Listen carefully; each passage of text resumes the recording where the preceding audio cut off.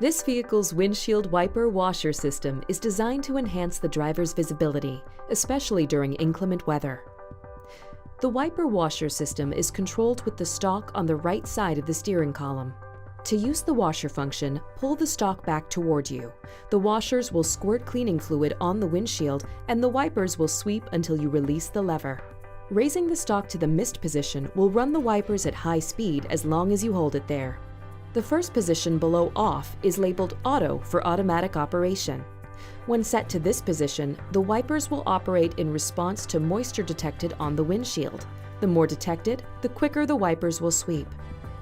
You can adjust the sensitivity with the adjuster ring. On models with automatic operation, it's very important to make sure the wiper stalk is moved to off when the windshield is being cleaned or when going through a car wash. Otherwise, the system could be damaged. The next position down sets the wipers for low-speed wiper operation. And at the bottom of the range is the position for high-speed wiping when rain is falling heavily.